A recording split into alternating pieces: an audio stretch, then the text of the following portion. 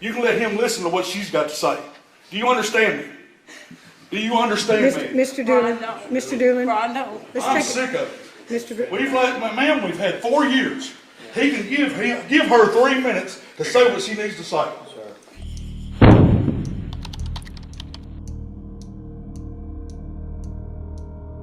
Gabriella Corrine Doolin, or Gabby, was born on December 26, 2007, to Brian and Amy Doolin. She had 2 brothers named Alec and Chance, and the family lived in Adolphus, Kentucky. Gabby was a 2nd grade student at Allen County Primary Center. She was said to be a sweet and loving child who also loved bright colors, which were said to perfectly suit her personality. Gabby loved cheerleading, balloons, parties, and the color pink. When Gabby's 14-year-old brother Alec got picked to be on the Cowboys football team, Gabby decided to join the cheerleading team to support her brother. On November 14, 2015, the 7-year-old attended the game at the Allen County Scottsville High School along with her cheerleading squad. Gabby's mother and father were also at the game to cheer on their son as he played. Her mother, Amy, was sitting on the bleachers, and her father, Brian, was helping to work the concession stand. So as Gabby's mom, Amy, was sitting on the bleachers watching the football game, around 6:50 p.m., some of Gabby's friends suddenly ran up to her and asked if she knew where Gabby was. They told her that they had been playing hide-and-seek with Gabby around the bleachers, and she had been tasked at finding them. The little girls had been hiding in the bathroom for quite some time, but Gabby never showed up looking for them. Amy had not seen her daughter since she had gone to play with her friends. So worried, Amy immediately got up and began to look for Gabby. And when she couldn't see her anywhere, the upset mother went over to the concession stand where her husband Brian was stationed. They then used the intercom to announce that Gabby could not be found, and urging her to come to the stand. But when the little girl did not turn up, a search team began to look for her at halftime. When this failed to locate Gabby as well, her frantic parents called 911. And when police arrived, they stopped the game and ushered everybody into the school's gymnasium. Then, not even an hour later, at 8:10 p.m., Gabby's partially clothed body was found, only about 400 yards away from where everyone had been watching the football game. Her body had been dumped into a creek, face down, in a wooded area behind the school. And it was only about 25 minutes since she had disappeared. When Gabby was found, her foot was missing a boot, and that would be found later, about 20 yards away from her body. There were blood smears as well as other biological evidence found at the scene, including a blood-smeared leaf that was bagged by police and brought in for DNA testing. With everyone who had been in attendance at the game now in the high school gym, police asked them to provide any information they might have about the crime. And detectives conducted interviews with almost everybody who had been at the game and asked them if they had seen anything suspicious. Police were given the name Timothy Madden by multiple people. Now, Timothy was a 38-year-old married ex-construction worker who had 5 children of his own, and he had been at the game that night watching his son play football. So shortly after midnight, police accompanied Timothy to his Scottsville home. He was very compliant with officers and agreed to an interview with them, as well as provided them with the clothing he had been wearing that night. The odd thing was that after Timothy had taken off his clothing, he did not put on any more clothing. Rather, he sat down in his underwear to speak with police. Timothy also allowed police to take DNA swabs from him. When Timothy had retrieved his clothes and handed them over to police, one officer remarked that there was blood in the crotch area of his pants, as well as on the zipper and his underwear. This accusation agitated Timothy, and he told police officers that they were crazy, and he didn't know what it was on his pants, but it was not blood. Timothy maintained that he had absolutely nothing to do with Gabby's murder. In the days that followed the little girl's murder, the community waited for an arrest to be made. The sheriff also increased security at schools until a suspect had been put into custody, and pink ribbons were put up all around the town in memory of Gabby. On November 20th, 5 days after police had originally taken Timothy's clothing, the DNA test results came back. It revealed that blood belonging to Gabby had been found on Timothy's clothing. There was also DNA found on and inside Gabby's body that matched Timothy's. Gabby's autopsy report listed strangulation by unspecified means and drowning as her causes of death. It also noted injuries that indicated Gabby had been raped and sodomized. Timothy was taken into custody and he was charged with murder, kidnapping, first-degree rape, and first-degree sodomy. When police had first knocked at his door, he actually told them that they were in the wrong place. He was booked into the Barron County Detention Center in Glasgow and held on a $1 million bail. Up until Gabby's murder, Timothy Madden had a relatively clean criminal history, with only a few misdemeanor, non-violent crimes on his record. So he was probably just really good at hiding his crimes, is my guess. You don't usually just go from not committing crimes to that. Timothy would also speak with reporters to further proclaim his innocence. He told them that he had seen Gabby the night of the football game. She had been playing with a couple of other girls who had run by him while he was smoking his cigarette near the bleachers. This was about 30 minutes before she disappeared. He said he knew nothing else. Now, while Timothy and his family believed that he was definitely innocent, in a telephone survey done, 75% of Allen County residents believed that he had committed these horrible crimes against Gabby. This belief prompted a judge, who said that this crime was the most horrendous he had ever seen in Allen County, to move Timothy's trial to another county. And while the prosecutors were arguing for a neighboring county, Timothy's defense attorney wanted the trial held even further away for a more unbiased jury. Now, Brian and Amy Doolin, Gabby's parents, actually knew the man who had done this to their daughter. In fact, Brian had graduated high school with him only a year apart, and the two had been acquaintances. In addition, Timothy had a daughter who cheered on the same team as Gabby, so Gabby would have trusted him. She was around him during practices and all the games. That night, he had also been sitting on the bleachers close to Amy Doolin, so he was likely waiting for the perfect time when Amy wasn't paying attention to grab Gabby. Brian Doolin remembered that the night they were searching for his daughter, he had actually seen Timothy walking up the fence at the ballpark next to the high school. It was dark out, so Brian was not able to tell who it was, so he yelled out to the man. Timothy yelled back that he was helping to look for Gabby, and at the time, Brian was so frazzled he just assumed that that was another person who he had asked to help find his daughter. But it wasn't. It was Timothy returning from dumping Gabby's body, most likely. After Timothy's arrest, his 20-year-old son, Bradley Madden, was arrested as well for 16 counts of intimidating a participant in the legal process and 16 counts of third-degree terroristic threats. Apparently, Bradley had sent messages to some of the witnesses saying that police had the wrong man, and if his father does life, they will do life, watching their backs. And in another message that Bradley sent, just minutes after that first one, claimed the arrest was a setup from hell and included threats to sue for slander. In a rage, he had also sent the police department a Facebook message saying, "I am coming for you." Probably not your best idea. As a side note, unrelated to Gabby's murder investigation, Bradley would actually be arrested again in 2016 for 4 counts of statutory rape. So Timothy's trial was scheduled for February of 2018, but it kept getting pushed back for one reason or another.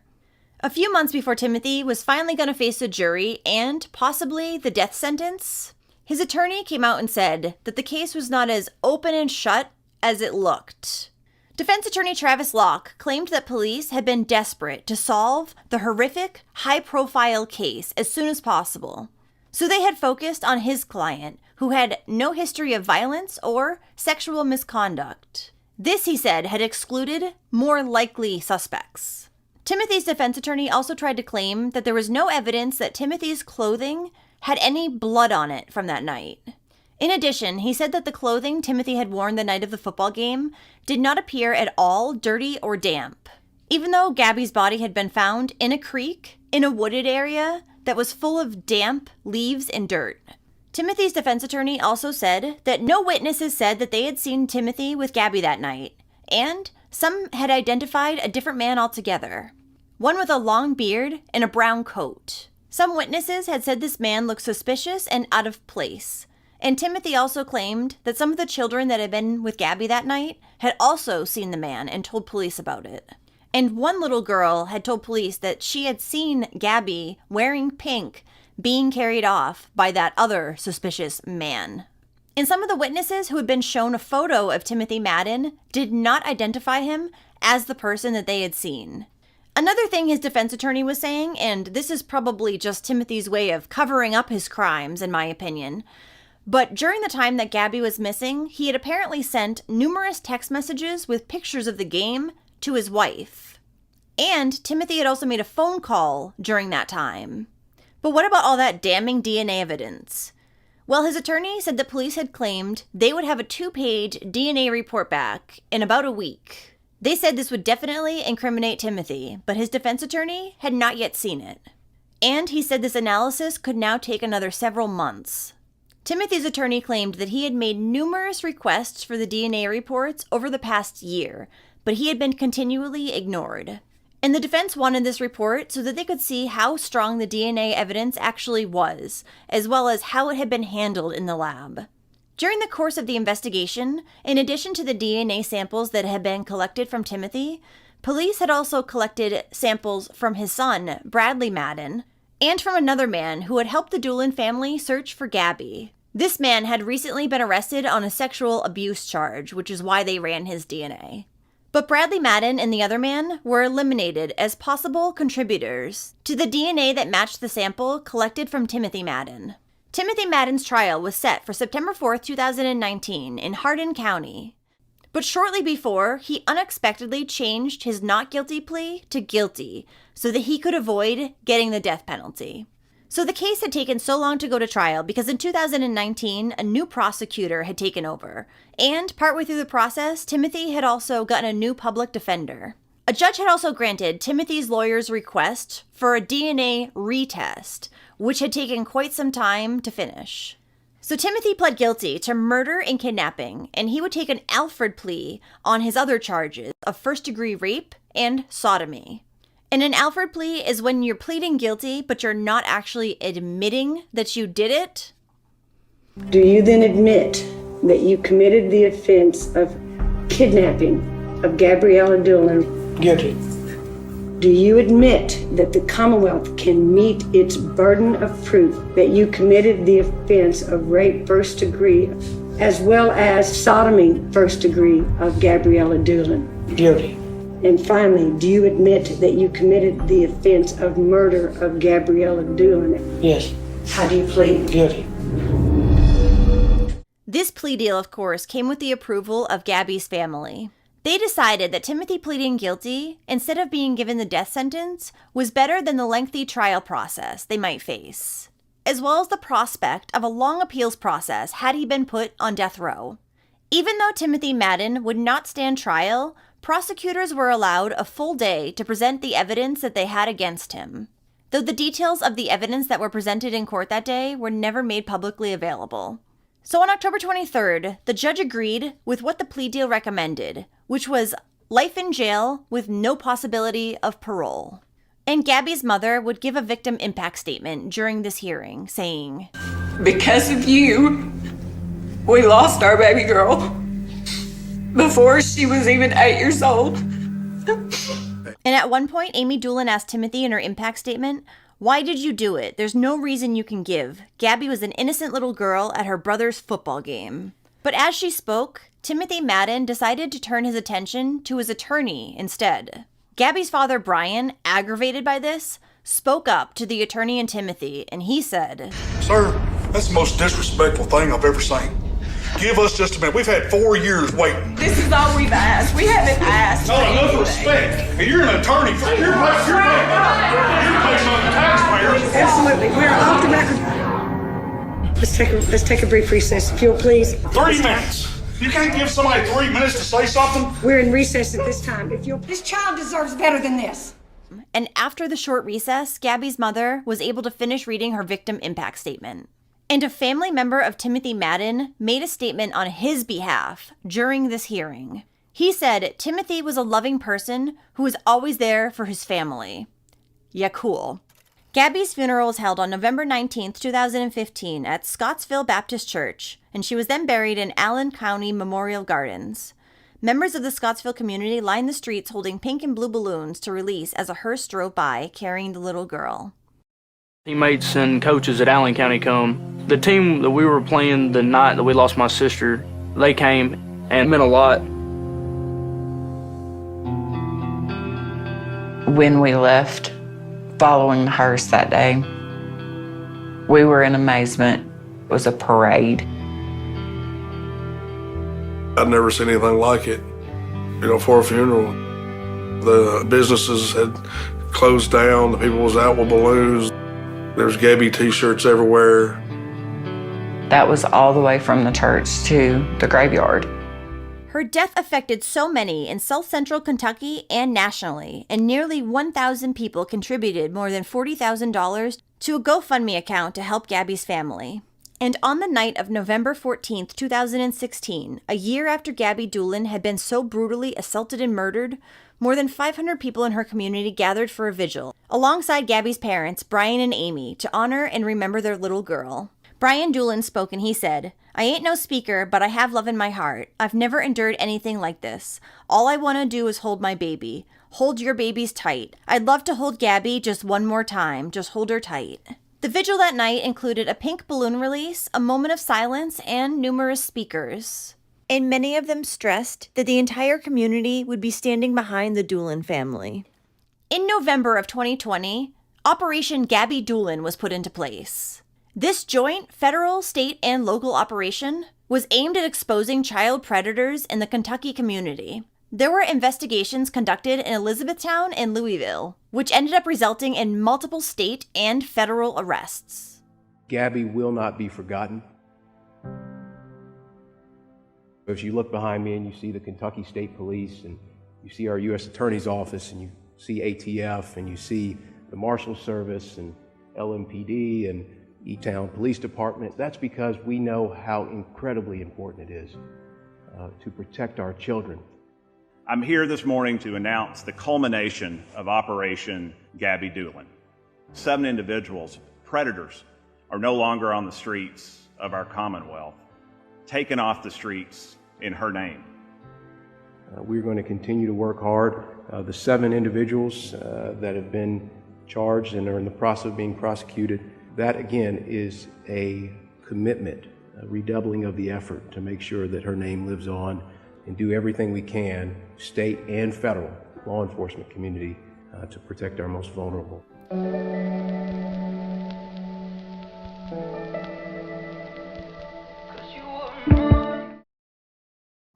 The moment that you found out? I think we just both collapsed. But it was just crushing. I couldn't even imagine what life would be like without her. I think I punched the wall a couple times, the black wall. I didn't want to believe it.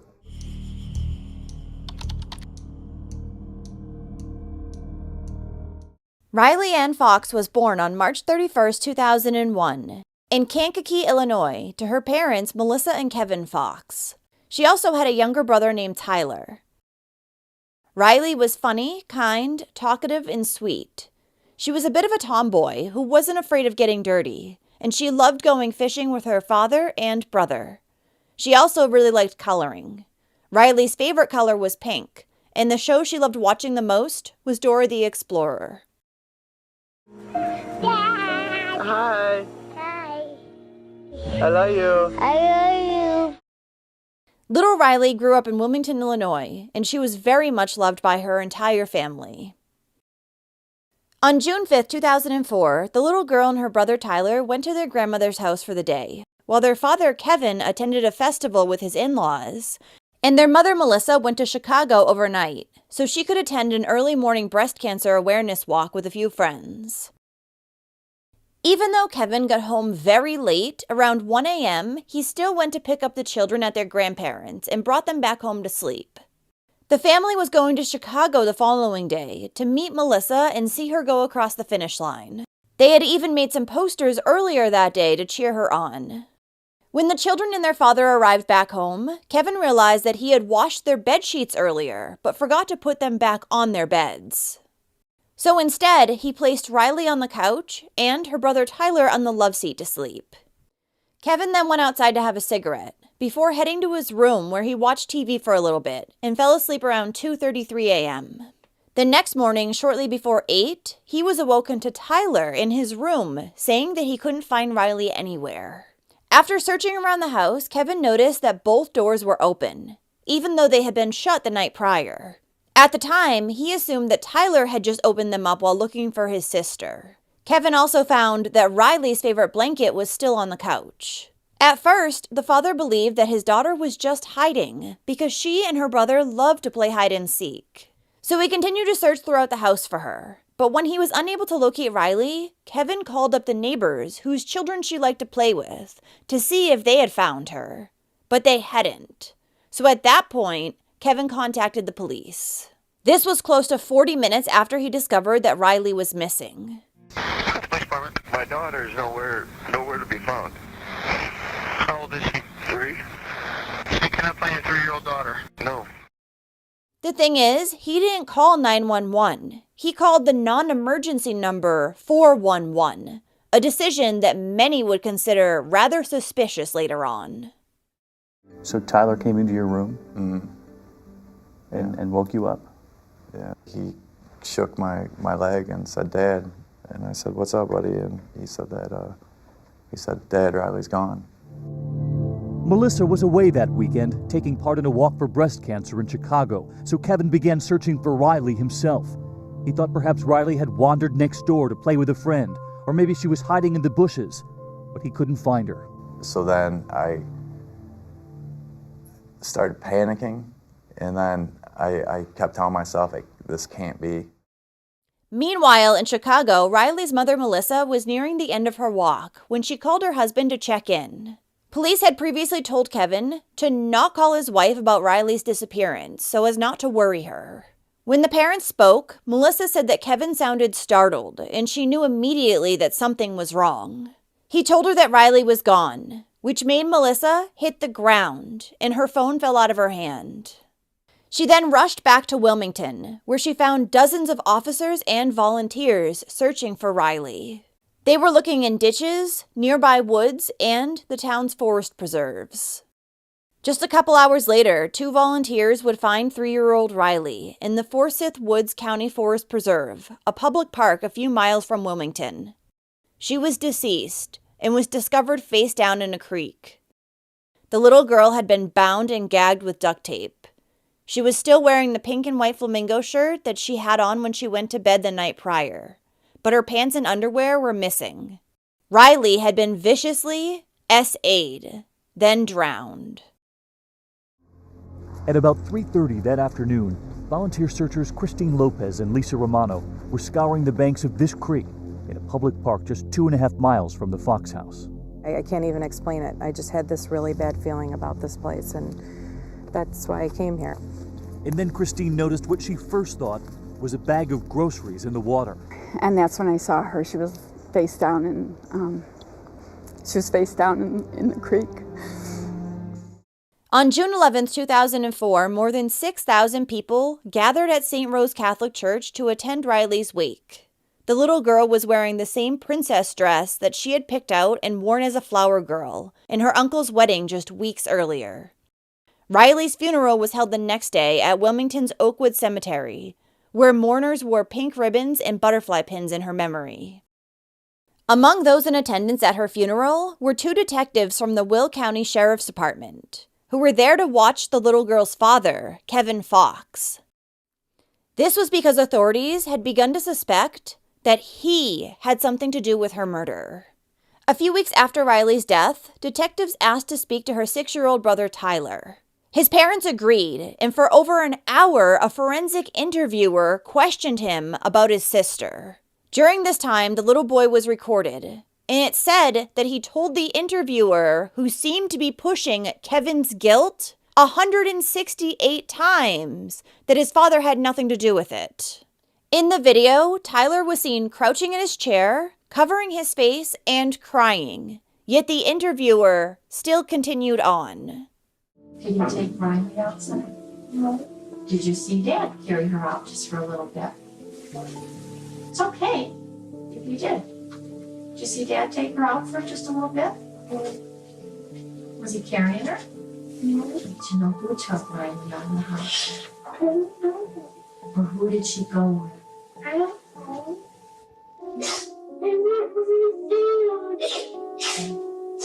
Sorry, I don't think there's any more questions for you.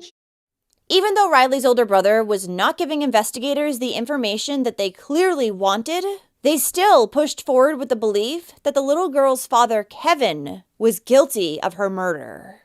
Over 4 months after her death, on October 26, 2004, Melissa and Kevin received a phone call from the Will County Sheriff's Department, asking them to come down to the station because they had new information on the case.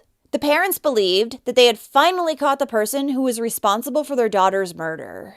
However, that would prove to be far from the truth.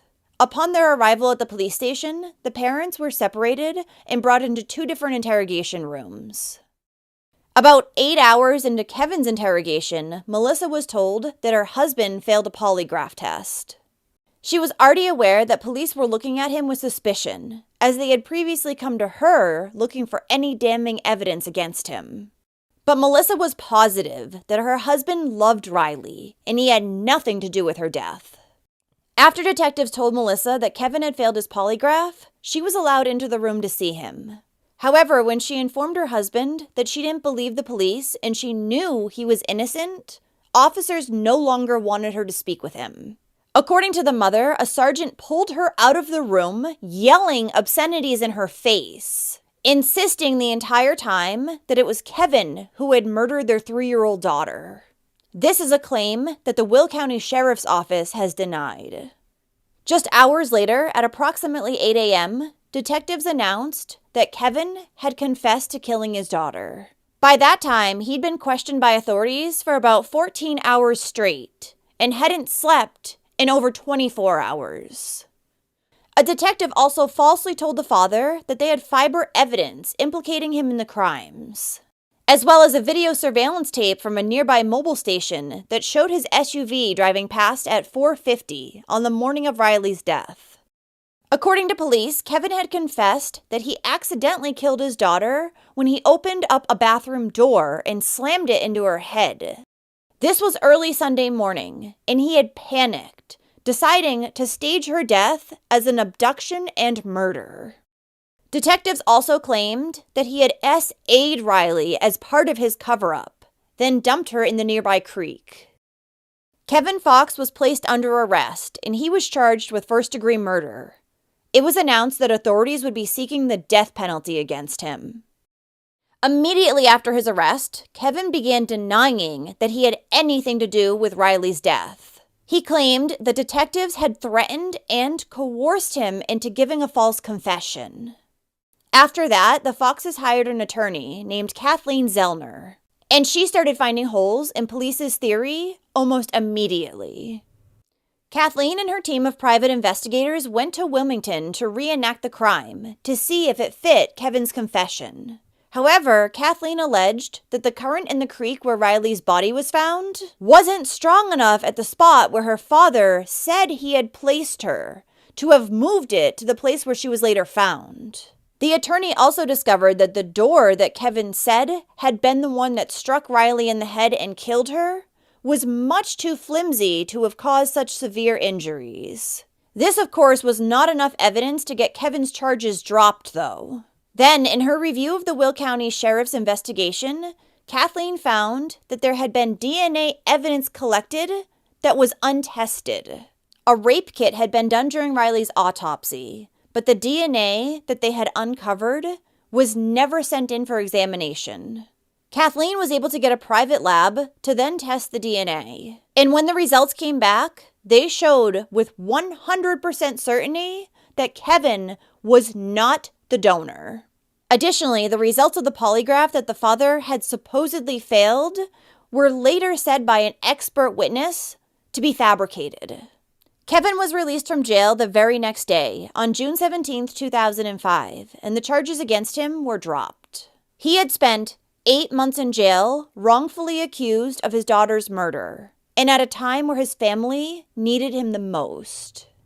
During an all-night interrogation, Fox claims the detectives threatened him with being raped in jail, told him his wife and father had abandoned him, and said he could go home if he confessed to accidentally murdering his daughter. The jury has stepped up to protect the rights that we all hold dear, and they have sent a message to Will County And I hope Will County is listening. Kevin Fox spent 8 months in jail before his attorney tested DNA that investigators failed to send to a lab for processing.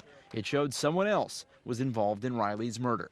That should have been done within the first month of Riley Fox's death, because the DNA was, the biological substance was discovered the next day when they did the autopsy. They had it all that time. All they had to do was pick up the phone. This is a father who was grieving over the loss of his daughter, and the way these investigators handled him was so unbelievably cruel that the only way he could see out was to give a confession, hoping he could get out the door on an involuntary manslaughter charge, hire an attorney, and then undo everything. It was discovered that investigators had previously found a pair of mud-covered shoes at the scene, with the name EB written inside, but nothing had been done with this evidence. They also ignored other important clues, such as the fact that a nearby house had been burglarized during the time that Riley disappeared, and they never followed up on a suspicious red Chevy Beretta that was seen driving through the neighborhood. According to detectives, one of the reasons they had suspected Kevin above anyone else was because the father didn't immediately contact the police, and they also hadn't found any signs of forced entry into the home. But according to Melissa and Kevin, the lock on their back door had in fact been broken. Now investigators were back at square one as far as finding Riley's killer.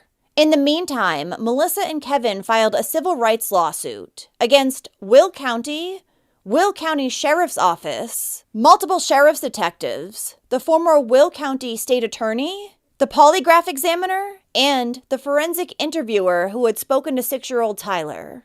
Just before the case went to trial, the former state's attorney who had filed the charges against Kevin negotiated a resolution with the Fox family without admitting any wrongdoing.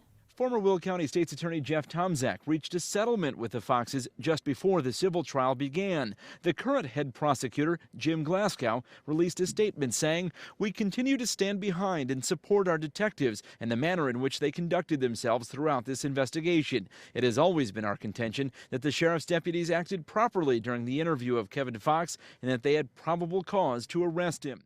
One of the detectives, the polygraph examiner, the forensic interviewer, and others also settled out of court prior to the trial without admitting any wrongdoing. The lawyers for Will County tried to settle with Melissa and Kevin too, but they refused. When the matter went to trial, Riley's family won a $15.5 million jury verdict, which was later reduced down to $8.5 million. Investigators immediately focused in on Kevin Fox, a painter by trade. The jury agreed, though, with Fox's claim that Will County Sheriff's detectives fabricated evidence, used below-board tactics, and failed to follow up on DNA that eventually cleared Fox after he spent 8 months in jail. Despite the $15.5 million verdict, including significant punitive damages, jurors rejected the most serious charge that investigators conspired to frame Fox. Some of those detectives are still on the job in Will County. They left the courthouse without comment. Kevin and Melissa Fox say they will use some of their money to reinvigorate the investigation into their daughter's death. And we're going to continue our fight, and our next step is just to fund the investigation to find our daughter's killer. 6 years after Riley's murder in 2010, a woman called up the FBI who was now handling the case, and she told them that she suspected her ex-boyfriend was the one who was guilty of murdering the 3-year-old. His name was Scott Eby. And he not only had multiple prior convictions for robbery, but he was also currently in prison for sexual assault. At the time of Riley's murder, he had not only been on probation, but he was also living in Wilmington with his mother, about a mile away from the Fox's home. Scott's ex-girlfriend also recalled a strange statement that he had made to her one day after Riley's death. While they were at Riley's memorial garden, she said to him, "I can't believe somebody did that to that sweet girl." To which Scott replied, "Oh, that was such a shame, wasn't it?" But the way he had said it was very cold, and it didn't seem like he had meant it at all. Given this information, authorities decided to test the DNA that was found on Riley's body, and they would discover that it was an exact match for 38-year-old Scott Eby. He would then make a full confession to the toddler's murder. Scott said that he had been burglarizing a house across the street from the Foxes when he looked over and saw a swing set in their yard. This made him decide to break into their home too. Scott was able to enter through the back door of the residence because that lock was already broken. He claimed that he looked around for things to steal, but didn't find anything worth taking. But to me, it sounds like he was specifically looking for a child to do some awful things to. He wasn't trying to steal any belongings, considering the reason why he said he broke into the house in the first place was because he saw a child's swing set. Scott stated that when he saw Riley and Tyler asleep in the living room, he became fixated on the little girl. He then left their house, gotten into his car, and backed it into the Fox's driveway. After that, he went back into the home, picked up Riley, covered her mouth, walked out the front door, put her in the trunk of his car, and drove to a nearby park. Once there, he had SA'd her inside the men's restroom. As he was doing so, a bandana that Scott was wearing on his face began to slip off, making him recognizable. He then began to panic, and ultimately decided he needed to kill Riley. So he hogtied her and drowned her in the nearby creek. Scott additionally made the disturbing claim that Riley's last words were, "I want my daddy." Scott was charged with first-degree murder and predatory sexual assault. Half an hour ago, I appeared before the Honorable Gerald Kinney, the Chief Judge of Will County, and obtained a warrant for the arrest of Scott Eby on 5 counts of first-degree murder and 1 count of predatory sexual assault. I've never dealt with a case, this heart-wrenching that took so long to get a resolution. But this resolution, I think, has everyone just so gratified that we're able to finally put this to rest. At this point, it's clear that there's no evidence of any kind that will connect Kevin Fox to this murder of his 3-year-old daughter.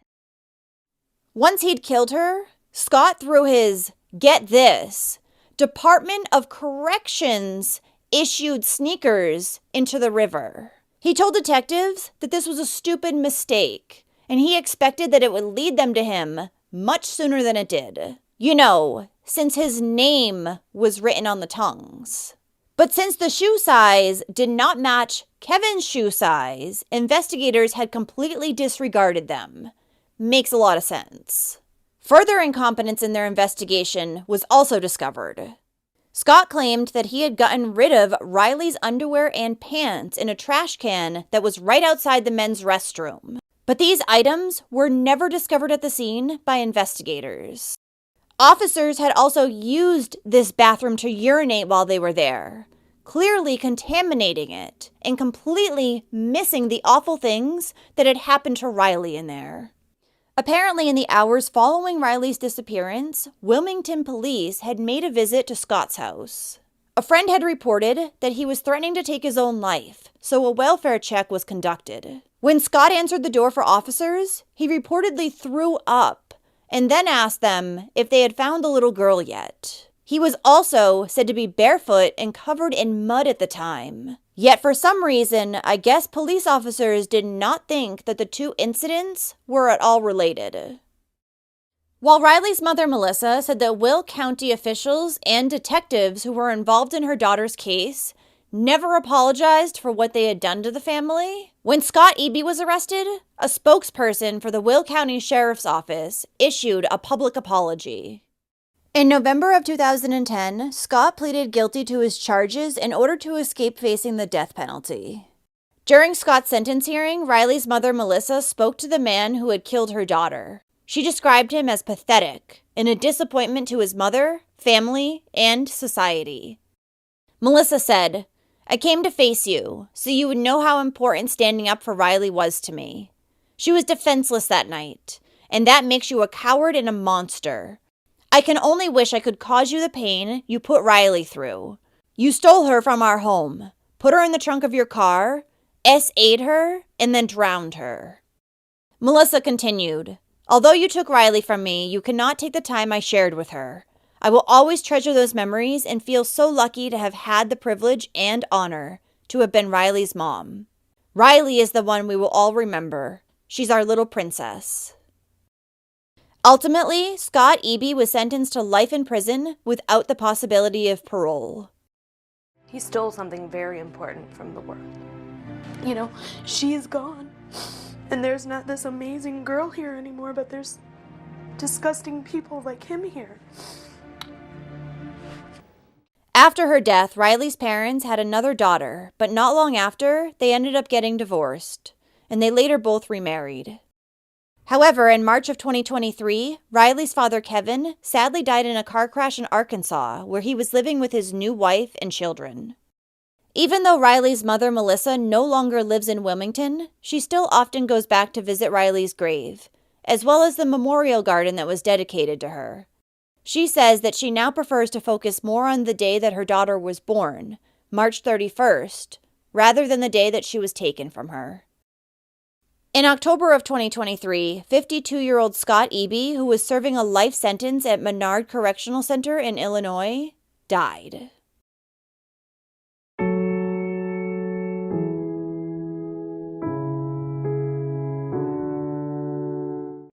Well, thank you for listening to Riley's story today. It's awful that her grieving father was wrongfully accused of her horrific murder because police got tunnel vision. But I'm glad that in the end, they found the real culprit and put him behind bars for good. How do you feel about this case? I hear him say, "I love you, Mom." July 27th, 2021, the day then 5-year-old Michael Vaughan disappeared from his Fruitland home. We strongly believe, based on evidence, that Michael was abducted and is deceased.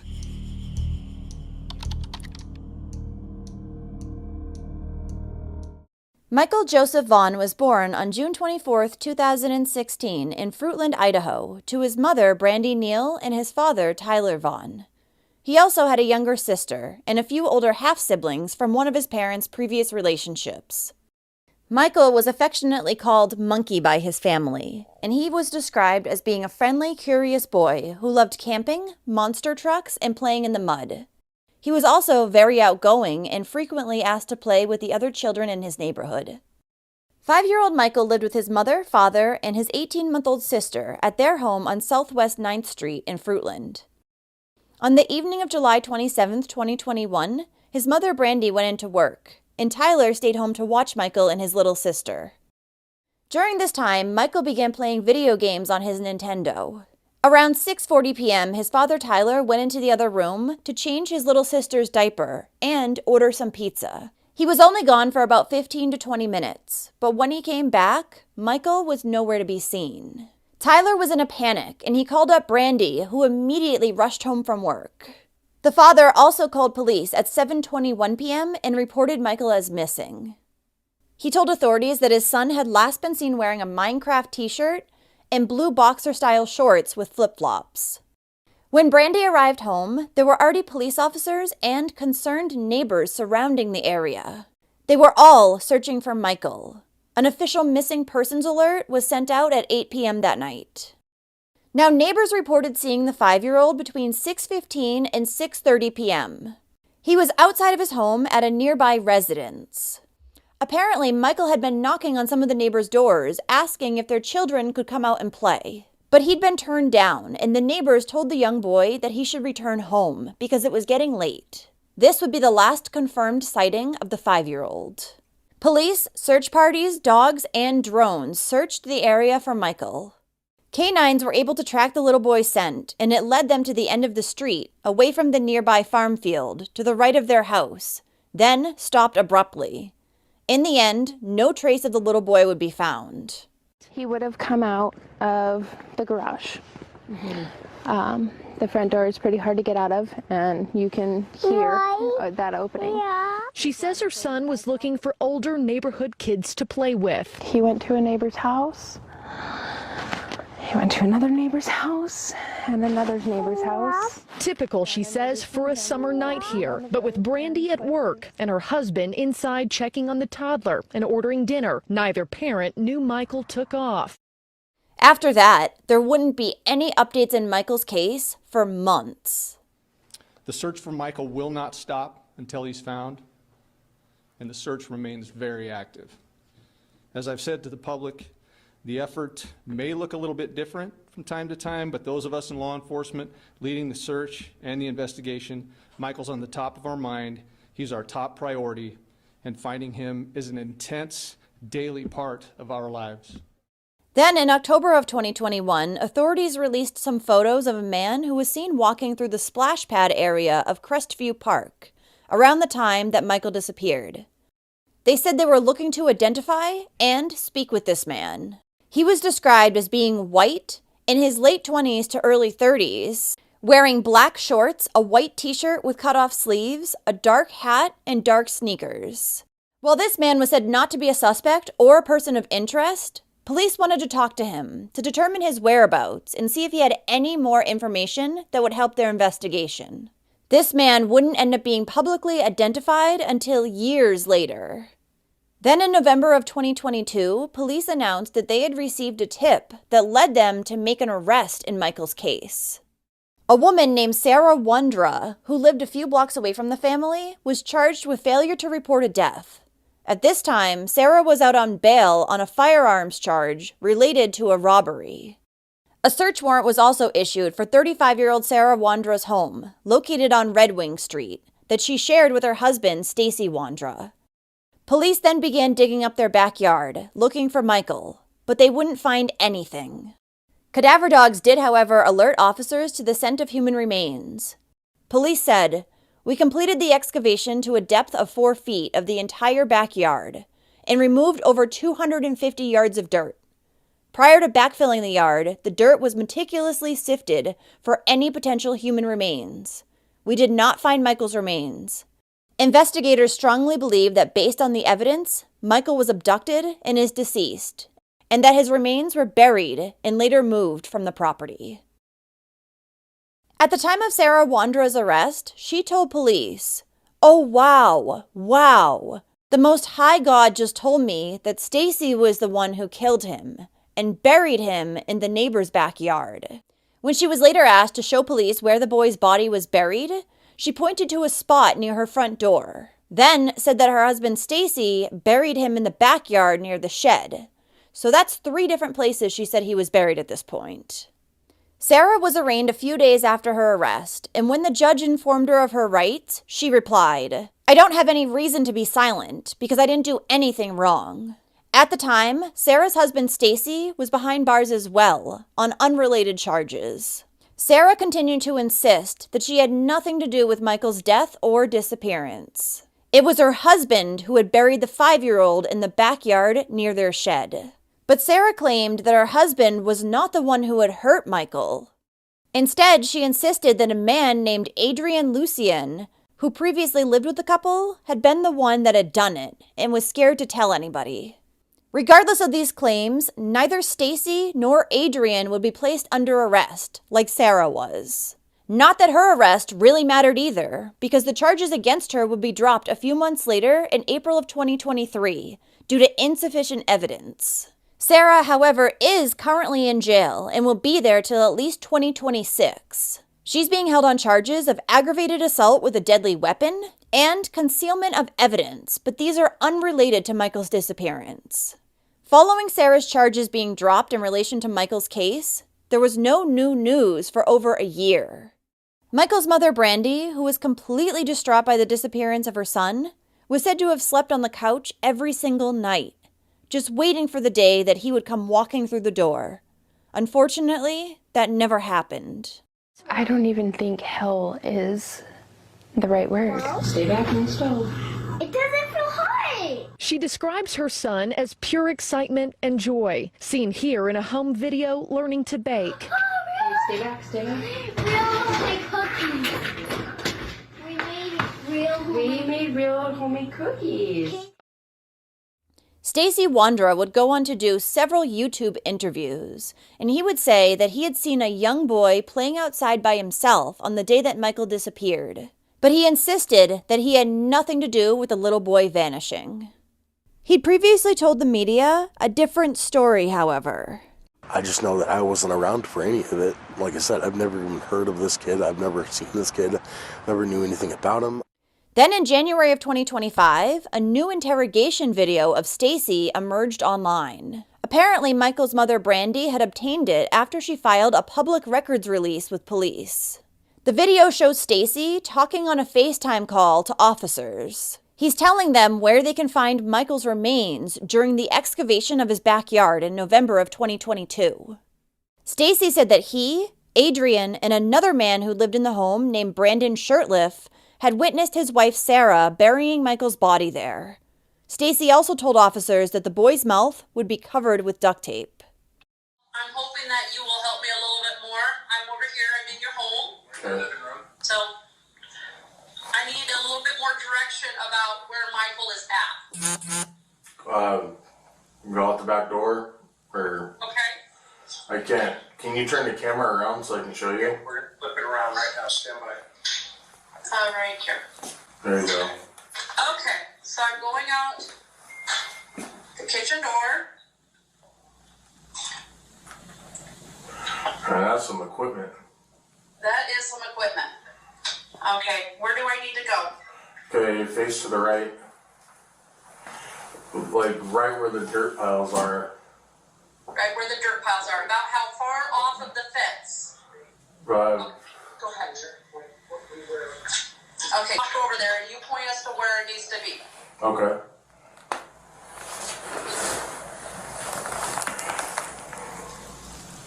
Now keep going out a little further. Keep going out a little further. You're gonna have to climb that mound. It's like right under that mound area. It's right under the mound, about where at compared to the trees? A little like right to the right of the trees area. To the right of the trees? Yeah. Okay. A little bit. Where the Okay, where at now? Now he's off the dirt mound. It's like underneath the dirt mound area. And about where he's standing? Yeah, a little bit less, like closer to the house. Come closer to the house? Yeah.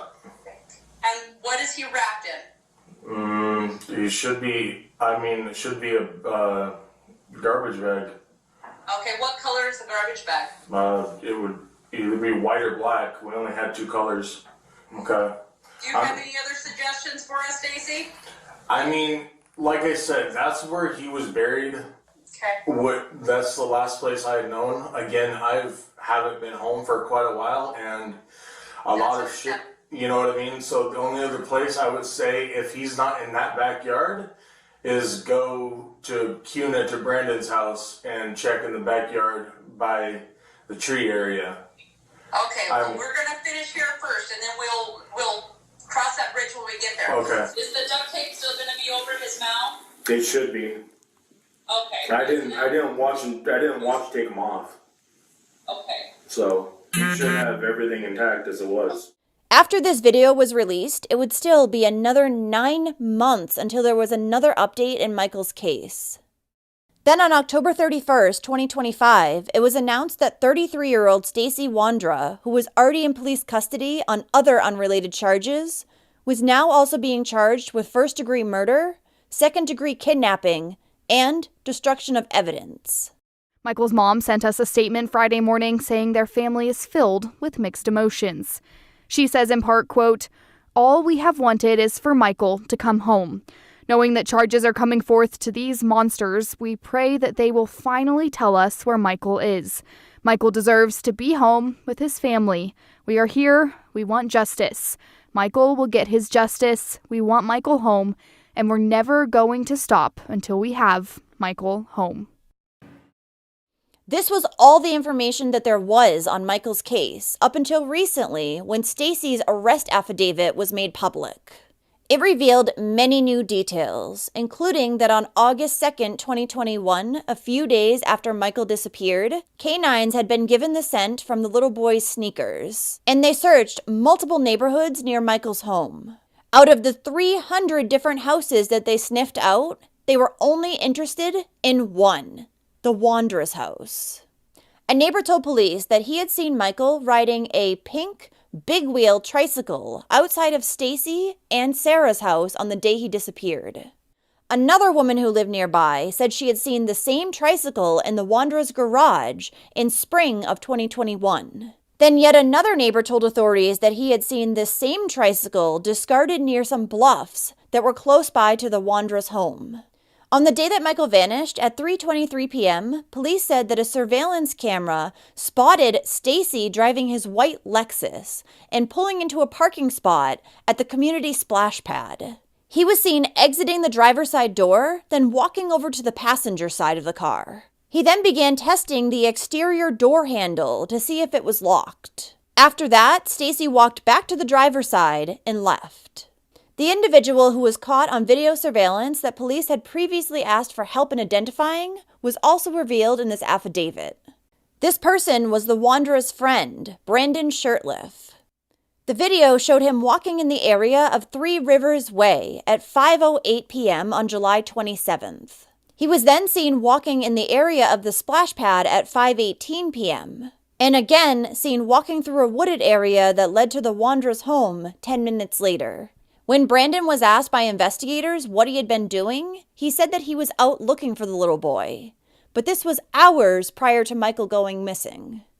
Back in August of 2021, when authorities had gone to the Wandra's home to speak with them, suspiciously they found Adrian Lucien hiding in a closet when they got there.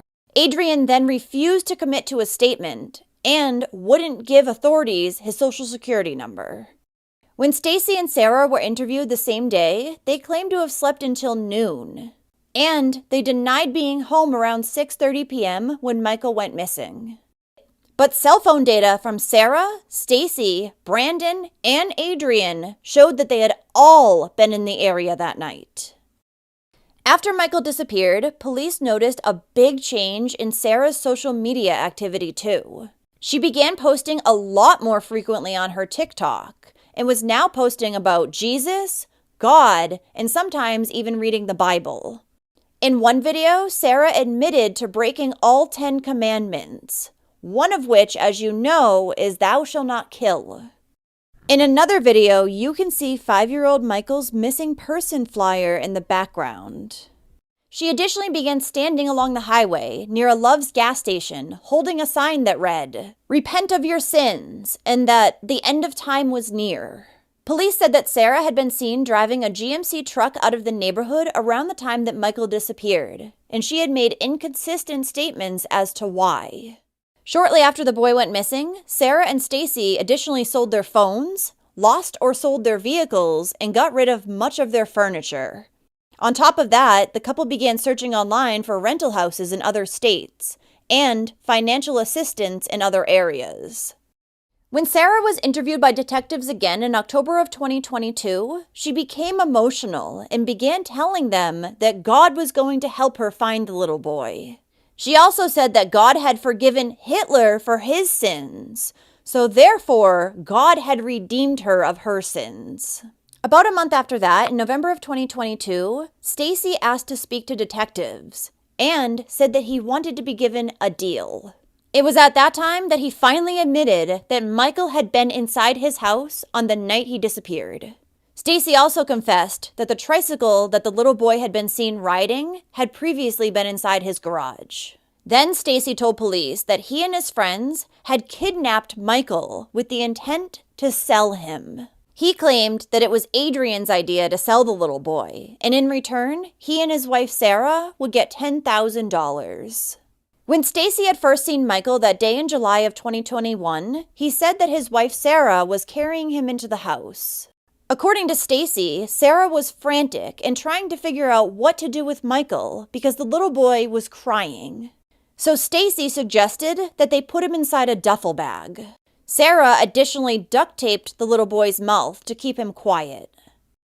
While Stacy was describing to police how exactly Michael had been stuffed inside the duffel bag in his living room, he suddenly began violently vomiting. And when asked why, he said it was because of the stress of talking about Michael. Now, as I said earlier, Sarah had been seen driving a GMC truck out of the neighborhood around the time the little boy disappeared. She had also been seen stopping the truck at Southwest 8th and South Arizona. She claimed she had to stop to put an address into her GPS. because she was driving to Brandon's mother's house in Kuna so she could tow Brandon's car back to their house. However, it would be revealed that there was 2 other reasons why she had actually stopped the vehicle. The first was so that Stacy could put some power steering fluid into the truck. And the second was so that they could check on Michael, who was in the duffel bag, and see if he was still alive. At that point, Stacy said that he could hear the little boy making a dull scream. After that, they drove to Brandon's mother's house. Once there, Brandon took the bag with Michael in it out of the truck. And according to Stacy, there was no longer any noises coming from it. Brandon then put the bag in his mother's spare room, and they only went back for it the following day. Once they brought Michael's body back to the Wandra's house, Adrian and Sarah dug a hole in the backyard and placed him inside. Sarah's mother, Kay Ramsey, said that the couple's dogs had been digging holes in the backyard after that. And one of them had dug up the ear of a green stuffed animal, which she had thrown away. Stacy would say during the interview that Michael had a stuffed animal, a monkey or a dinosaur. He believed it was a green monkey, but would later tell police that the toy he was referring to was actually a dog toy that he and Sarah had given to Michael while he was sitting on their living room couch to keep him quiet. Following his interview with law enforcement, Stacy would call up his mother, and he told her that Sarah had accidentally killed Michael after she put duct tape over his mouth and he suffocated. Stacy also wrote a letter to Michael's parents apologizing for what had happened. After that, he tried to take his own life, but was rescued by jail staff. So even though all 4 adults, Stacy, Sarah, Brandon, and Adrian, were named as suspects in this affidavit, only Stacy has been charged, though all of them have recently been in trouble with the law. Idaho News 6 learned Brandon Shortliff is currently in the Kane County Jail. A county spokesperson says he's serving 30 days for failing to follow terms of his previous release on an unrelated charge. He's expected to be released in early December. Lucien was arrested and released in Indiana in October for a traffic-related misdemeanor. We've called to clarify, and they told us they don't know where he is. Stacy Wandra is currently serving time in the Idaho State Prison System for unrelated charges. She's eligible for parole in early 2026. Michael's mother, Brandy, went on Hidden True Crimes YouTube channel back in January of 2025, and she announced that she's currently battling a terminal illness. But she made a promise to her son, Michael, that she will find him and bring justice to his case. However, she also expressed her fear that she may pass away before being able to do so. She then asked people for help in spreading the word about Michael's case, which had gone largely ignored for years. Brandy also spoke to a reporter after Stacy's arrest affidavit was released, and she shared how it made her feel. You're pure evil. You have no heart. You have no soul. Brandy Neal, the mother of missing Fruitland boy Michael Vaughan, was in the courtroom Monday to face Stacy Wandra. Wandra is accused of murdering her then 5-year-old son in 2021.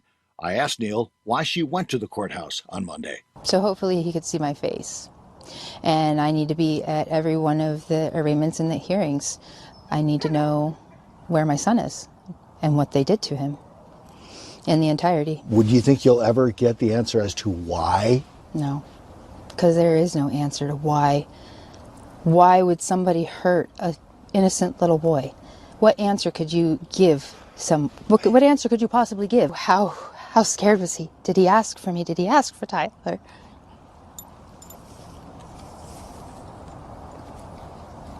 I don't know. I don't know if I want to know that, but I think I deserve that. Neal feels Monkey's presence with her every day and says Michael's younger sister talks to him all the time. Neal says her daughter learned at a very young age about the bad guys. I think her last comment on the bad guys is the police can catch them and then she can kick them in the face. And I was like, okay.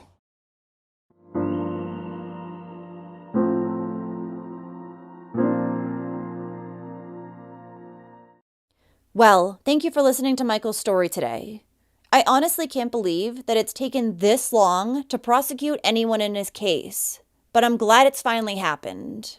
Hopefully more of those degenerates who were involved with Michael's kidnapping and murder are charged soon too. This is such a horrible story, and my heart aches for Michael's family, especially with the release of this new information about how he was killed. How do you feel about this case? Of March 8th, 2007. The little boy went out to play after school, last seen on a nearby swing set at 6:15, reported missing 2 hours later.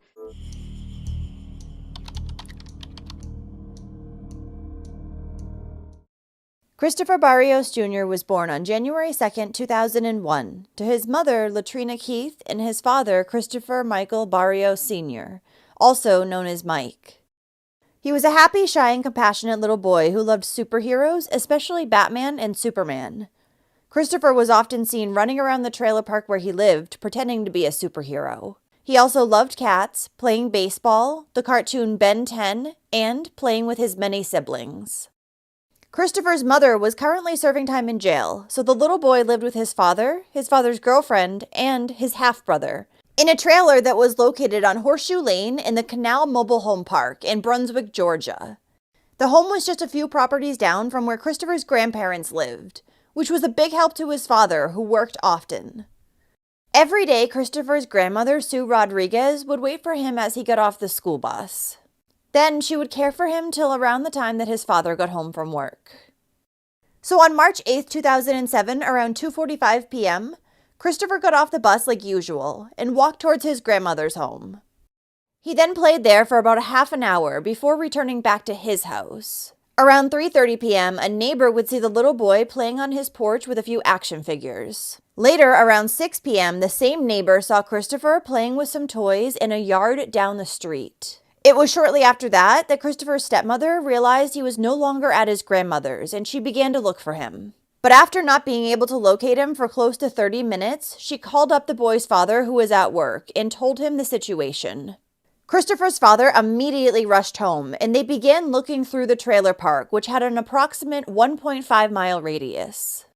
But they couldn't find the 6-year-old, and they began to fear the worst because Christopher was scared of the dark, and he was a rather shy child, so he wouldn't have just taken off on his own.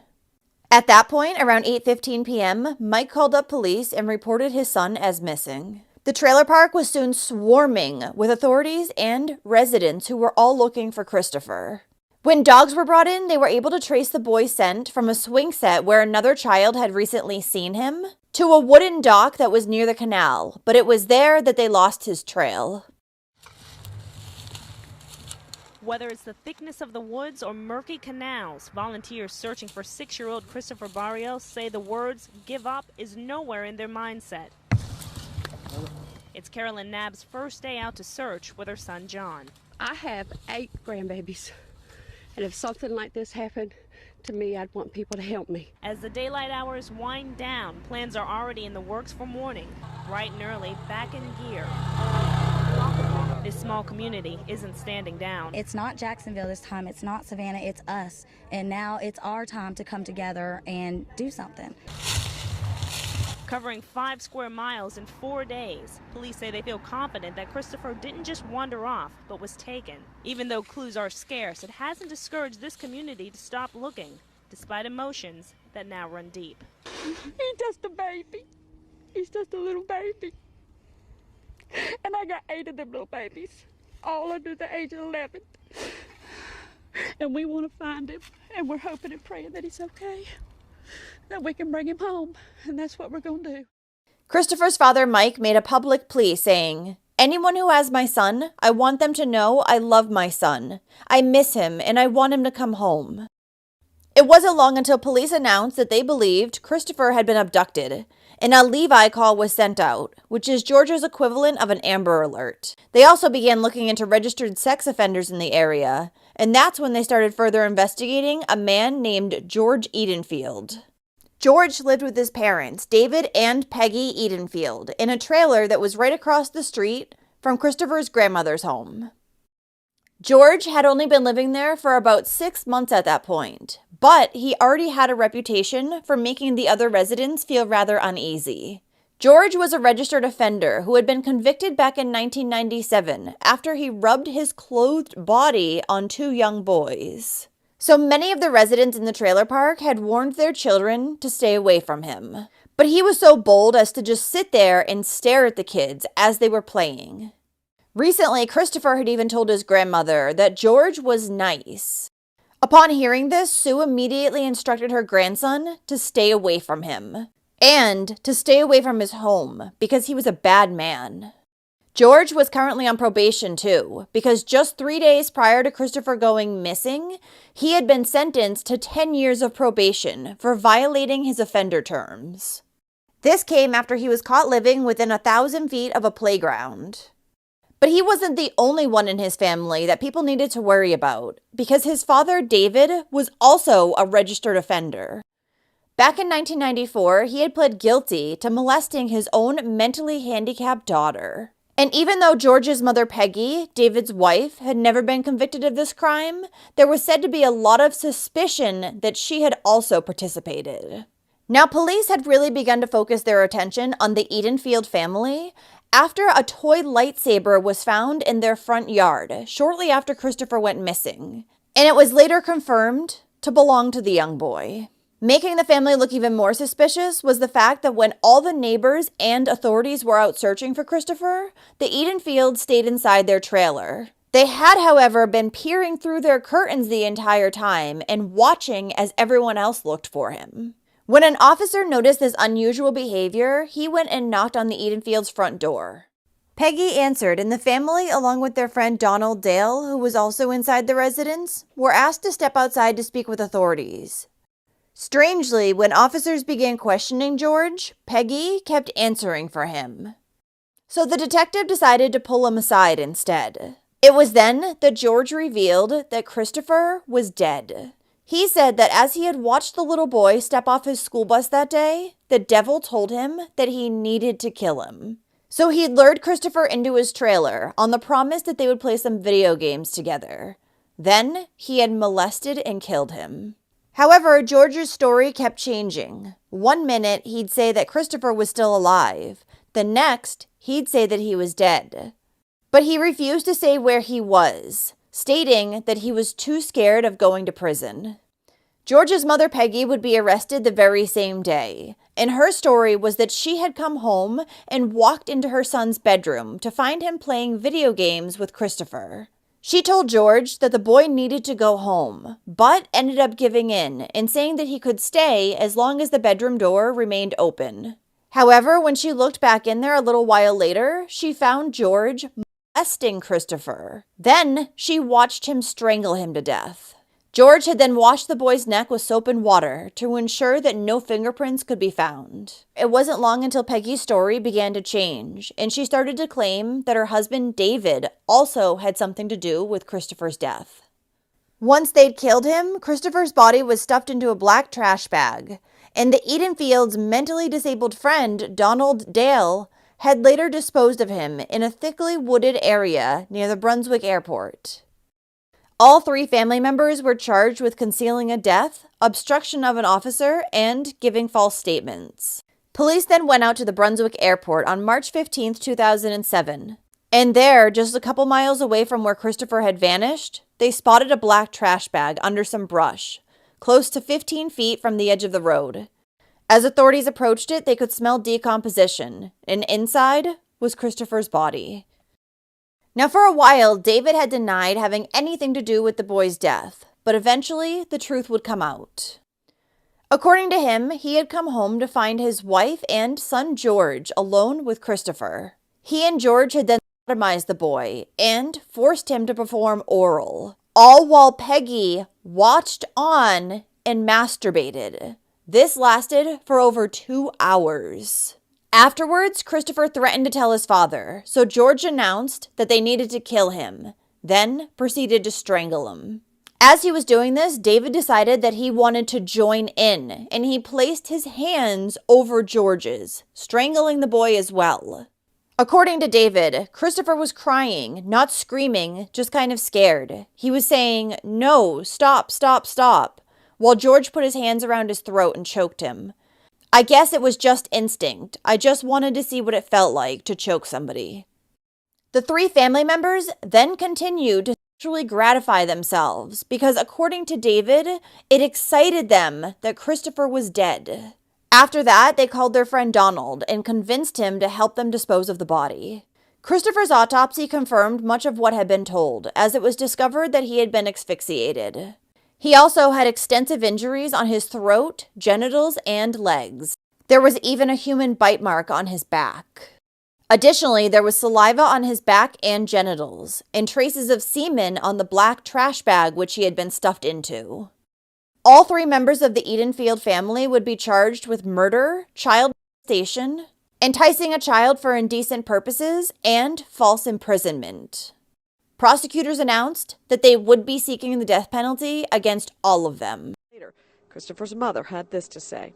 Christopher, he was to brighten up everybody, you know, make you smile. You just the smile alone is enough. I mean, he's gorgeous. Never would hurt anybody. I don't understand why they did this to a child, period. What's justice for you? Justice for me is to see them get what they deserve, which should be death.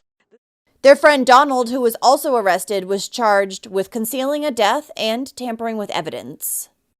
Donald Dale was said to have been lured to the Edenfields' residence on the night that Christopher went missing, after he received a phone call from them at 8:30, under the false pretense of playing video games. However, once he arrived at their home around 9 p.m., they had coerced him into helping dispose of the boy's body. Since he hadn't taken part in Christopher's murder, Donald asked a judge for a plea deal, saying that he had a diminished mental capacity and he would plead guilty to giving false statements. His attorney argued that he'd been manipulated by the Edenfields and said that he had lied to police only because he was scared and confused. Ultimately, Donald's plea deal was accepted, and he was ordered to serve 5 years in a state home for the mentally disabled, followed by probation. Around the same time, Peggy also made a deal to avoid being given the death penalty. In exchange, she was to testify against her husband and son. She would later be given a sentence of 60 years behind bars. David Edenfield went to trial in September of 2009, and he would be found guilty on his charges and was sentenced to death. In 2010, George Edenfield was found mentally incompetent to stand trial. This was based on multiple psychological evaluations as well as school and social service records dating back to 1980, which classified George as being mentally disabled. He was then sent to a Georgia Department of Behavioral Health and Disabilities institution. Close to a year after his death, Christopher's mother, Latrina, filed a wrongful death lawsuit against the owner of the trailer park where the boy lived, Sharon O'Quinn. According to the mother, Sharon had knowingly rented homes to a convicted offender, putting children like her own in danger. She also claimed that Sharon had received multiple complaints about George in the past, but had done nothing. Latrina additionally sued a caseworker from the Georgia Department of Child and Family Services, alleging that the social worker had failed to protect Christopher by putting him in his father's custody, as his father was actually a convicted offender himself. Christopher Barios' funeral was held on March 22, 2007, where close to 400 mourners packed the Ito Miller and Sons Funeral Home to bid farewell to the 6-year-old.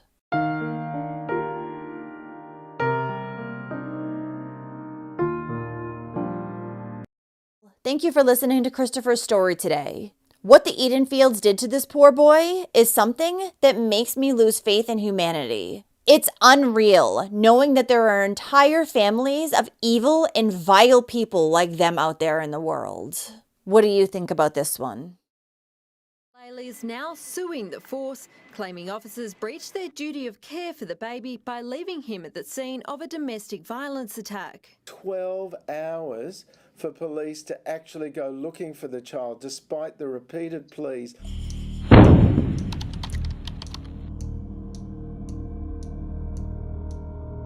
Charlie Malle was born on May 18, 2012, to his mother, Tamika Malle, in Broome, Western Australia. Charlie was known to be a lovely baby who was always happy, and sadly, baby Charlie was only 10 months old at the time of his death. On March 19, 2013, Charlie's grandfather, Ted Malle, had a birthday party.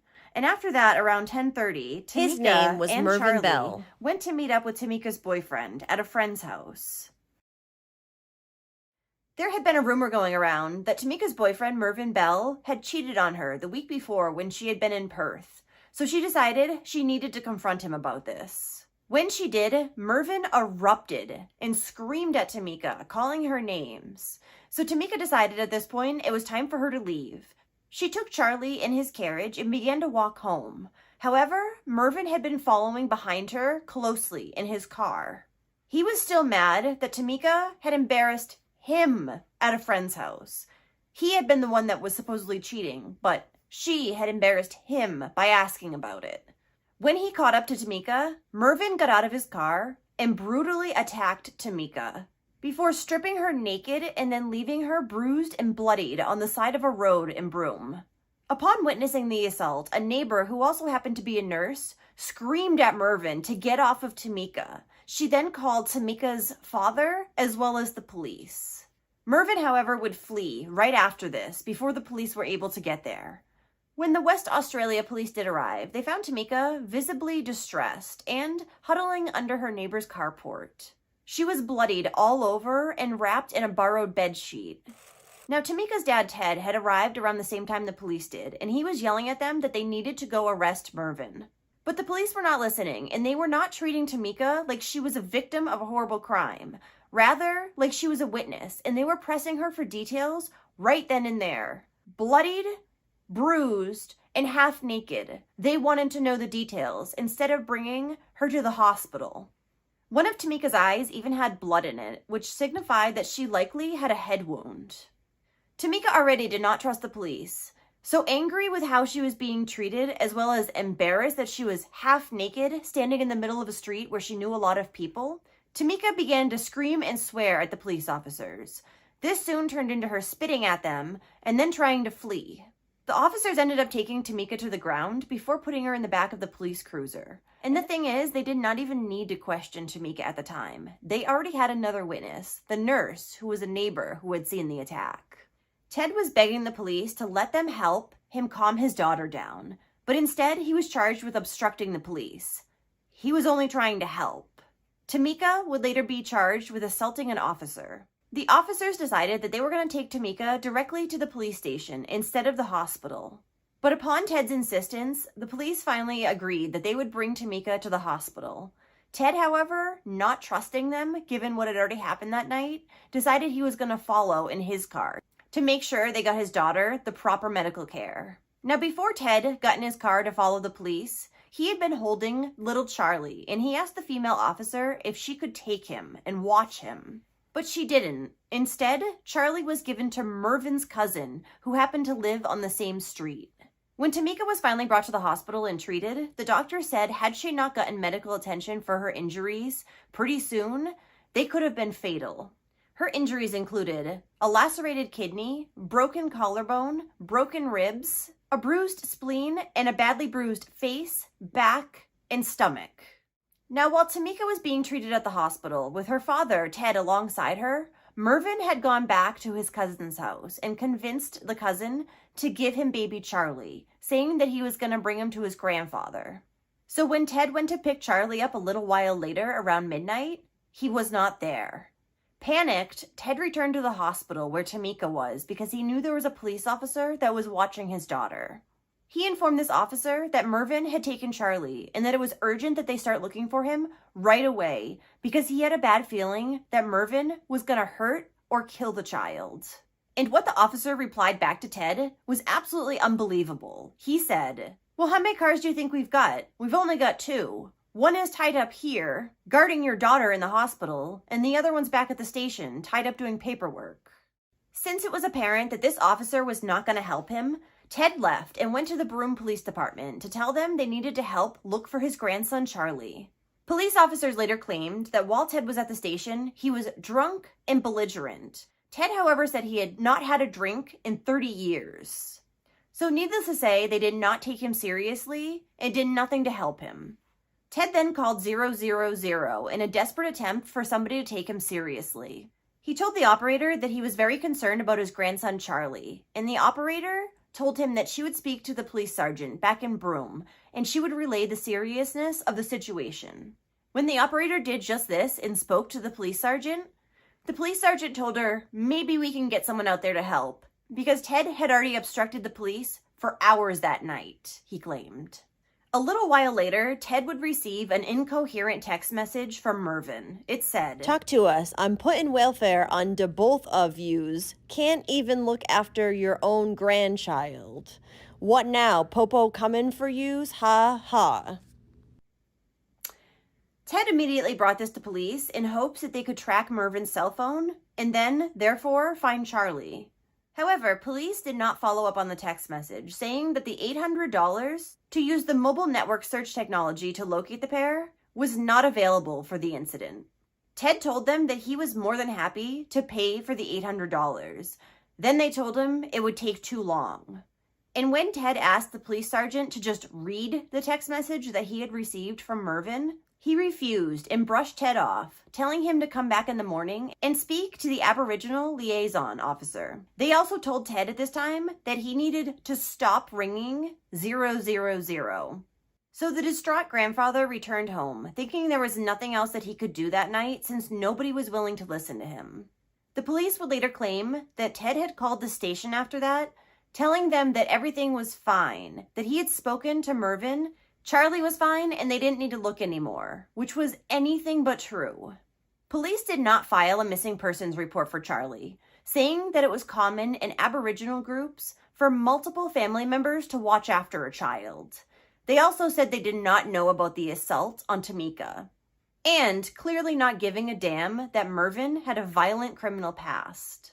Had any of the officers read any part of Ted's complaint, they would have known that Mervyn was not a family member and he was not supposed to have Charlie. Ted returned to the police station first thing the very next morning to see where the investigation was, if they had found his grandson. But nobody was looking for Charlie. He had been missing for more than 6 hours at this point, and nothing was being done. Police wouldn't even contact Mervyn's cousin, the one who was watching after Charlie, until 10 o'clock in the morning.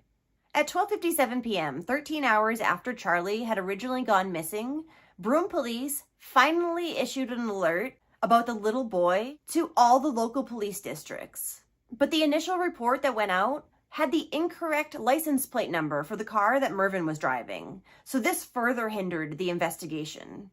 And somehow Tamika was able to discharge herself from the hospital, even though she had such severe injuries. She wanted to go out there and look for her son. However, her injuries would prove to be so bad that she would have to readmit herself the following night. And believe it or not, at one point, when Tamika and Ted were pretty much down on their hands and knees asking police to just do their job, they asked Tamika to go back to her house and get Charlie's birth certificate so that she could prove that Mervyn was not his biological father. Like it matters. And sadly, during the entire time that Charlie was missing, Mervyn Bell had been spotted by multiple members of the public. He had been acting erratically and in a concerning way. Several people even contacted the police to tell them that they had seen Mervyn carrying a limp baby around. But even then, the police didn't act.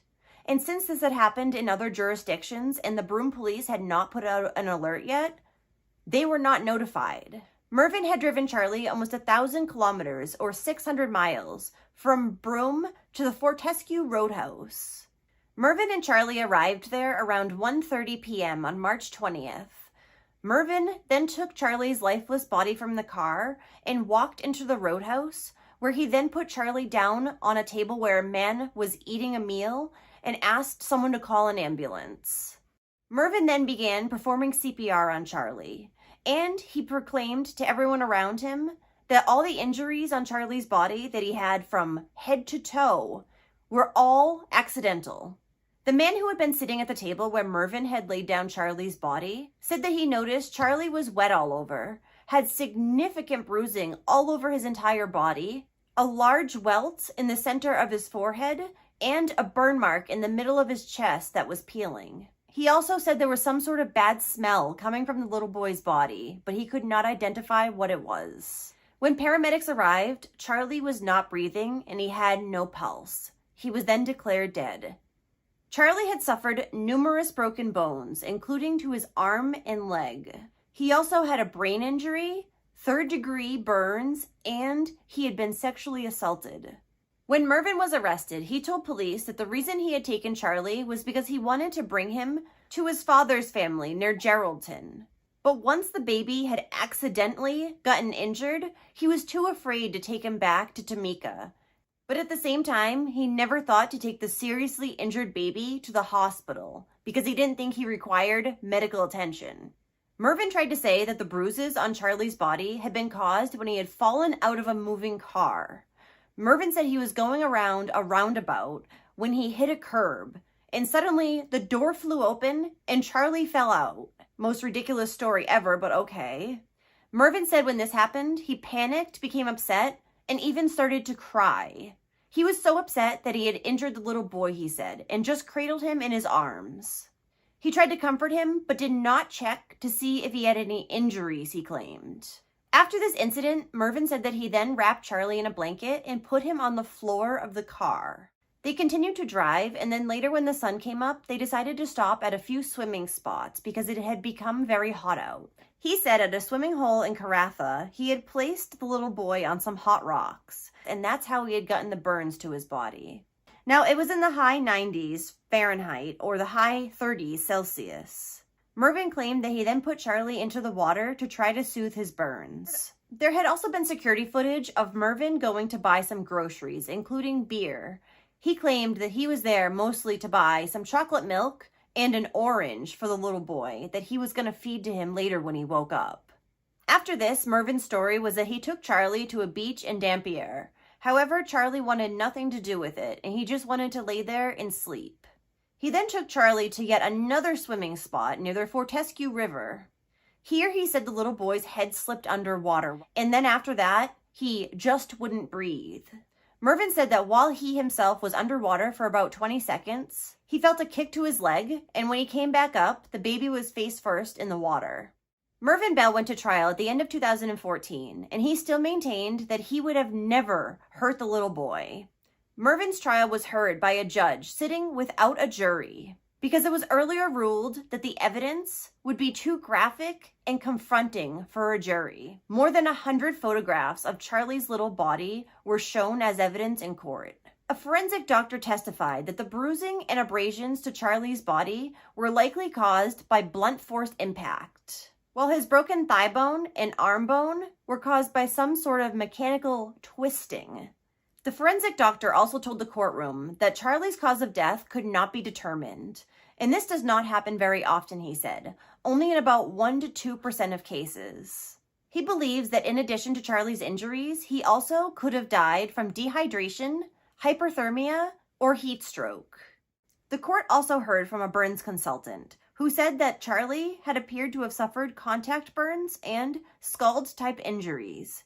The doctor said an injury to Charlie's lower back was consistent with hot water being poured or splashed on him. She also said that Charlie's injuries appeared to be different in their type, appearance, and maybe timing. Now, Mervyn's lawyer was saying that there was no motive for all the injuries caused to Charlie, except maybe the fact that he was a little bit upset with his family. But he didn't believe that Mervyn would all of a sudden decide to get revenge by taking his anger out on little Charlie. A neighbor of Mervyn's testified in court, and she said that Mervyn had told her that the baby's family had no idea what he was capable of, and they were going to get hurt. The neighbor also said that in the hours before Charlie had been kidnapped, Mervyn had visited her home, and he had been very angry and acting erratic. Mervyn told this neighbor that Tamika's family had no idea what they were in for. The defense also tried to say that Mervyn's judgment might have been impacted by sleep deprivation. A specialist in sleep disorders testified that Mervyn had not slept in 24 hours, which meant there was a potential for impairment of decision-making, planning, and also judgment. However, the doctor said it was impossible to quantify the impact of the sleep deprivation. Mervyn's defense also tried to say that the 27-year-old had suffered a traumatic life. He had lost his father when he was only a baby, and then his mother when he was 5. Before her death, Mervyn's mother had dated a violent man as well, who beat his mother, him, and his sister, even striking Mervyn in the head once with a hammer. As Mervyn grew older, he turned to drugs and abusing his partner, his defense said. But the judge ultimately found him guilty, and prior to his sentencing, victim impact statements were read. Part of Tamika's statement said, Words cannot comprehend the pain, the hurt, and how grief-stricken a mother feels. My son was murdered. Instead of watching him grow up, we go and visit Charlie Boy at his grave every birthday. And the baby's grandfather, Ted, wrote in his victim impact statement that he partially grandfather felt was supposed to watch responsible Charlie for on the Charlie's night death. that he was kidnapped. But he had told Tamika that since Charlie had a cold, she should take him out with her. He said, "I now feel like if I had babysat Charlie Boy, he would be alive today. He was a lovely kid, always happy. The impact of the incident has torn through my family. My daughter is not the same. That beautiful soul is starting to diminish. My daughter is grief-stricken, and I feel powerless. I do not know what to do." On December 12, 2014, Mervyn Bell was sentenced to life in prison, with a minimum non-parole period of 27 years. In sentencing him, the judge said that Mervyn's crime was one of the most evil he had ever seen. And a few months after that, Mervyn was tried and then sentenced to 5 years in jail for the attack on Charlie's mother, Tamika. Now, police were still upholding the charges against Tamika, even after she lost her baby boy. She was actually convicted and given a 12-month prison sentence, which was suspended for 12 months as well. In sentencing, the judge or the magistrate said that even though he considered assaulting public officers a serious offense, he also considered what Tamika had been through, and he just couldn't jail her. He said, "If there's ever a time for a court to be merciful, it's on this matter today. So don't give her any time at all then." Shortly after his murder, Charlie's family traveled to the Fortescue Roadhouse to erect a plaque to commemorate his short life. It features a brass-engraved plaque and is mounted on a structure built with rocks from Beagle Bay on the Dampier Peninsula. And while in prison, Mervyn Bell was assaulted by 2 fellow prisoners who hit him in the head with a hammer. These 2 prisoners were later acquitted on the charges, though.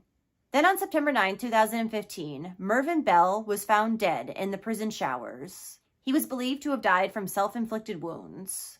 And Tamika said that her family has felt relief ever since hearing about Mervyn's death. Now they don't have to worry about one day him being released. They just wish he had had to suffer more, like Charlie did. In 2019, the Malle family requested an inquest into Charlie's death. However, this was later declined by the state coroner. The case was then investigated by the Corruption and Crime Commission, the CCC. The Malle family had made a complaint alleging that Charlie's death could have been avoided had the police acted in a timely and professional manner.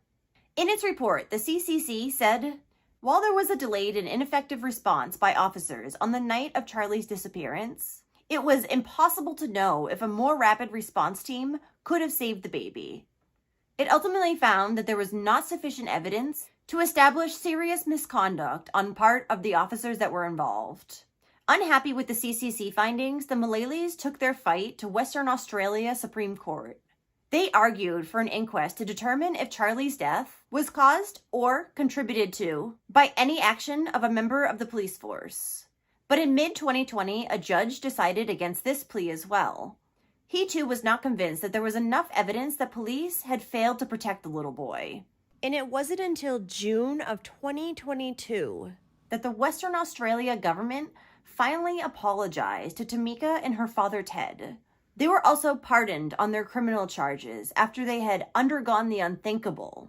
After a near-decade fight for justice, the Malle family got the acknowledgement they had longed for so many years.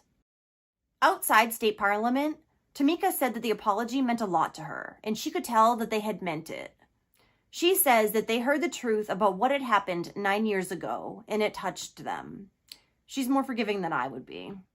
The funeral services for baby Charlie Malle were held at the Pinaroo West Chapel on April 19th, 2013. Well, thank you for listening to all of Charlie's story today. This case is absolutely infuriating. The police did not care at all to help Charlie and his family. It's deplorable to think that people who are meant to protect can act in such a shameful manner. And it took them 9 years to even apologize to the family. And that's not even to mention the fact that Charlie had undergone unimaginable torture for those 16 hours that he had been missing. And it was at the hands of Mervyn, somebody who is supposed to care for him. This story is just unbelievable in so many ways.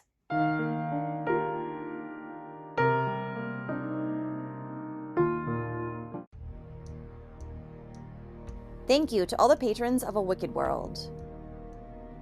Now, there's even more of A Wicked World on Patreon, so check it out on patreon.com/awickedworld, or use the Patreon app. You'll have access to exclusive videos each month and more. Any support truly helps to make sure the victims are never forgotten, and to highlight the shortcomings of society associated with each case. Do you have a suggestion for a story you'd like to see me cover? If so, send me an email to awickedworldtruecrime@gmail.com.